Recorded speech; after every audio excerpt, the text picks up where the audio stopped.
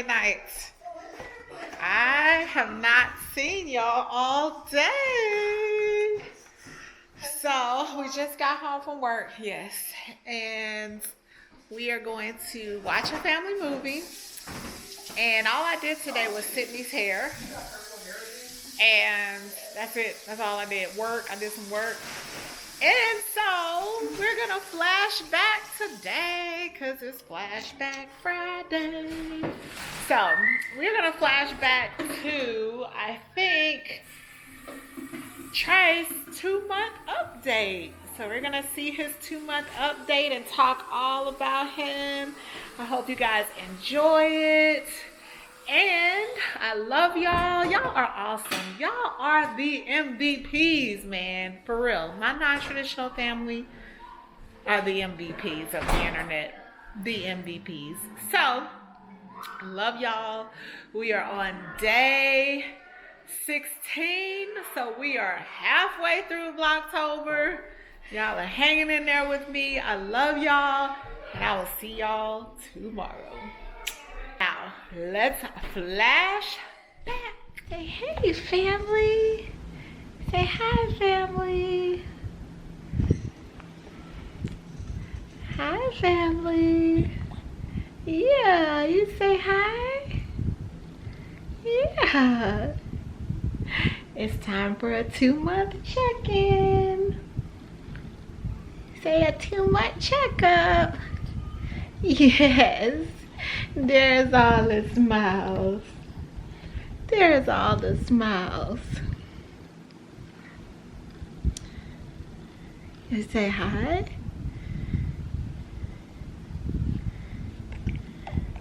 Alright guys, so he is 2 months old. 2 months old. Already, y'all. He's gonna get mad because I'm putting him down. Look, we'll say hi. We'll say hi. Say hi. Say hi. So go smile for the camera. Yes. Yes. Yes. He just got a bath and already got a little stain on his shirt. We need a bib. There we go. There we go. So let me show y'all how chunky he is. Look at these thighs. Oh my gosh. Y'all, look how, I mean, he just got so chunky from just his 1-month update. Look at this. You little chunk butt. He's so chunky, y'all. He is so chunky. Let's say hi.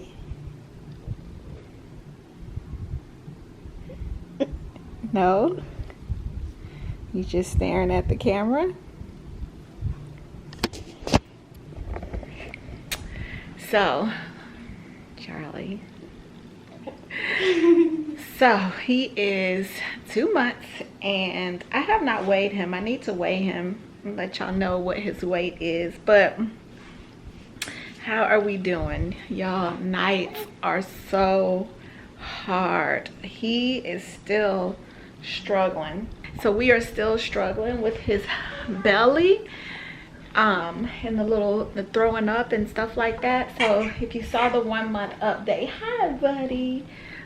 We tried Similac, the sensitive, we tried it for about a week and it made no difference. He was still puking and gassy and just fussy and not happy. Yes, yes. And so we ditched that whole idea and just again kept trying to feed him in small doses. We were still doing the gripe water and all of that, and he would be fine during the day. So during the day he would be perfectly fine and perfectly happy, and then at night he just turns into a gremlin. If y'all ever seen the movie Gremlins, where you can't feed them after 8, I think it was, or after dark, or they like become psycho. That's how he is. Like literally 10 o'clock, he is like fussy and angry and crying. 11:45, it gets worse. And then finally at about 1 o'clock in the morning, he will fall asleep.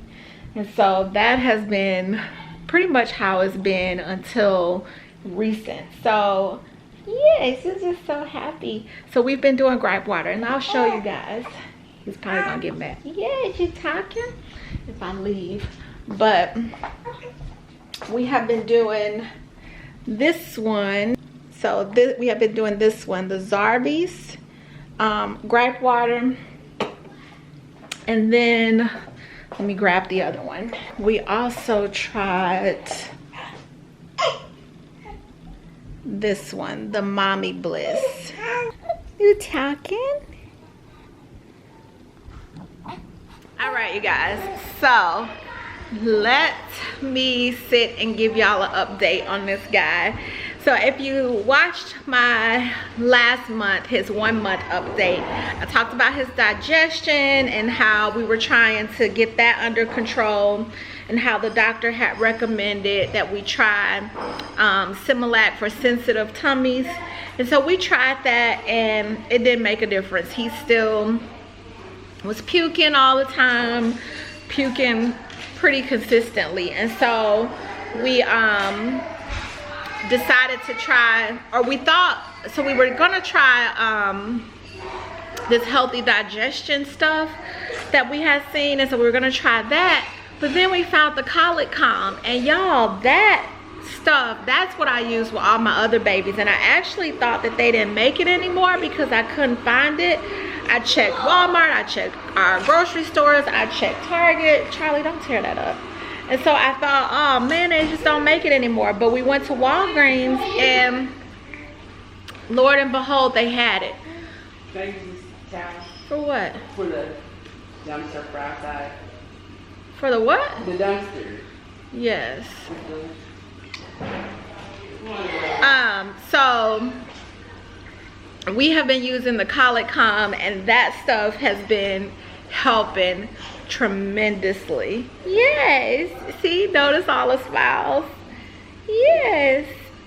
Like before, y'all, he would not just sit this calmly. Like he would he would be arching his back in pain and crying and just you're laughing and just throwing up and everything. So the doctor wasn't quite concerned because didn't feel like we needed to go see what's it called, y'all, for your belly or whatever, but because it wasn't projectile and he's gaining weight. So yeah, as you saw in my little clip of him, he is a chunk. Yes, you are a chunk. You're a chunk, y'all. He is. Let me show y'all. He's smiling. Yes, you're smiling. So we are just trying to, like I said, get that pretty much under control. It's a lot better, a lot better. So we are on the road to recovery from the fiasco of puking out of control. Let's see what else. He is trying to hold his head up on his own so he can keep kind of head control pretty well. Like we're quite amazed at how he's keeping his head up pretty consistently. He can focus in on you now and follow. So he follows us when we're in the room. If he's just laying on his back and we're doing stuff, he'll follow us. And so that's pretty cool to watch how their eyesight improves and all of that good stuff. So he is tracking us really well. Let's see, what else are you doing, buddy? What else are you doing? Obviously smiling and now laughing. We're getting little giggles out of him. And so he is growing and pretty much on track, and just so sweet, so sweet. We all, the newness and love for him has not worn off yet. So everybody is still pretty much in love with this guy. Yes, we are. Yes, we are in love with you. And so this is kind of that. You can go outside. So you guys see how he kind of like arches a little bit. So you can tell this is that. I have a. Okay, buddy. This is that I have a trapped gas bubble cry. And so usually when he cries like that and we burp him, he'll puke pretty much. So kind of got an example of what I was talking about. But see, there's the burp. No puke though, so it's getting better. It's getting better. But that's that cry of like, oh my gosh, I got like gas or indigestion, kind of trapped or whatever. So we've learned the cry, we've learned it. But other than that, he is doing pretty good. My update, let's see, how am I doing? I would say pretty steady, pretty rocking and rolling. You know, I've been talking to you guys, Charlie. I've been talking to you guys a lot about my emotions and emotional well-being, because I think that's probably the biggest thing that I struggled with. And I feel like every month, you know, it gets better and better and better.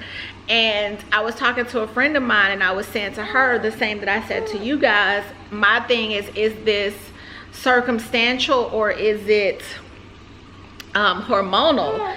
And so just been trying to figure that out and work that out. And I honestly think it's a combination of both.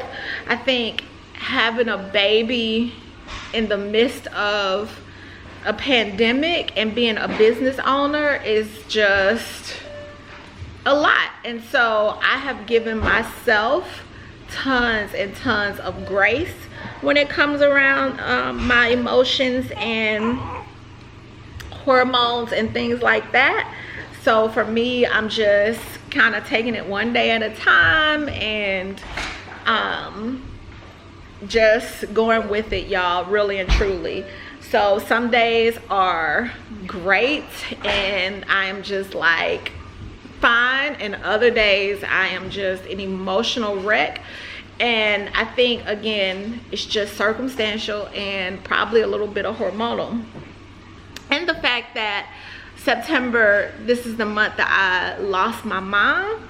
And so I think that also plays a lot to do with it. Usually around the end of August, I will start to feel that sadness. And just because I literally replay like everything that happened up to the moment that I lost her. Like I just replay in my head like everything that was going on, how I was feeling, you know, the conversations that we had, just all of that just replays, and it just brings up those emotions for me.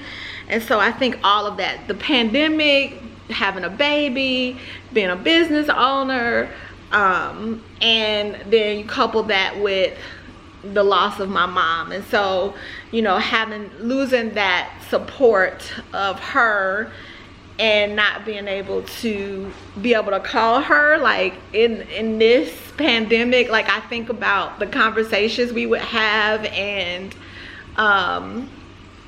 just what that would have looked like having her.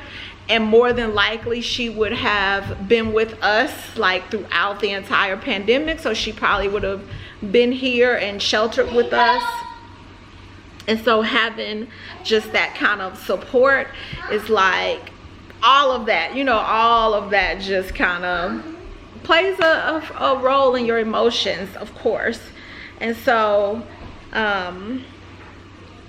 so anyway, with that, he is named after my mom, if you guys are wondering how we got the name Trice. So I also have to pay attention to his feeding cues, because what we also talked about at the doctor is him overeating. That's the thing, y'all, baby's overeating. And so that was one of the things that she said could be happening, is he's overeating. And so making sure that when he's crying, it's really for feeding and not, you know, it needing to be a diaper changed, or again, he's gassy or just needing to be cuddled or something like that. So looking for feeding cues.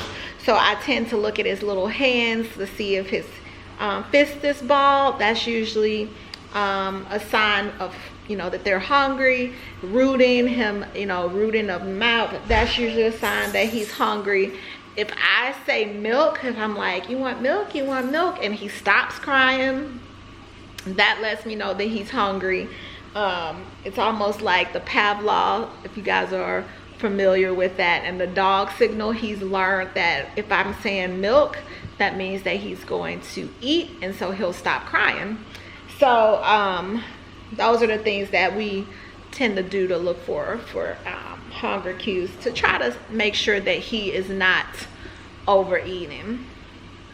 But anyway, so I was saying, so yeah, so he's named after my mom, and just dealing with that all of that, and just the support and things like that. So for those of you who don't know, I lost my mom in 2014 unexpectedly, and I lost my grandmother in 2003, and so those were both, you know, very significant and strong women in my life, and my major support systems. And so I lost both of them. So now it's just me. I still have family, like my dad, my biological dad, still alive.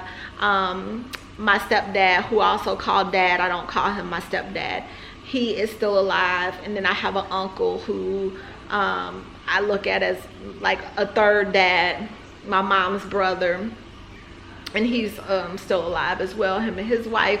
So I do still have, you know, family, but that, you know, like support and connection, you guys know, you know, your mom, your grandmother, like those are just different types of connections. So anyway, I think all of that has just played a part on my emotions. So, and then having a baby and throwing my hormones all out of whack, I think just doesn't help the situation. So I'm taking it one day at a time with my emotions, and just allowing myself to be sad if I need to be sad, and to grieve if I need to grieve, and all of that. So yeah, y'all, that is what is going on with me for this 2-month update. And other than that, y'all, we're good. We are rocking and rolling. We have adjusted. We've officially started school back. So we are schooling and have adjusted our schedule with the baby, or shall I say our routine. I did a video talking about loop scheduling versus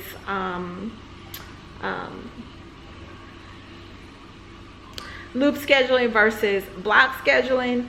So go check that out if you haven't seen it. And I talk about our schedule and what it looks like with the baby. And so that's what we're doing. I plan and hope to do Vlogtober, so you guys will get to see us doing school. We'll see if I'm able to do it. This video might be a part of Vlogtober, so we'll see, y'all. We'll see. But yeah, y'all, that's it. If you guys have any questions or want to know anything in particular when I do my 3-month update, then feel free to leave those in the comments, and I will, you know, answer them and fill you in. If you have like particular questions on healing, or you know, developmental growth with the baby, or anything like that, you know, leave that in the comments below, and I will answer them. So that's it. We'll end this video.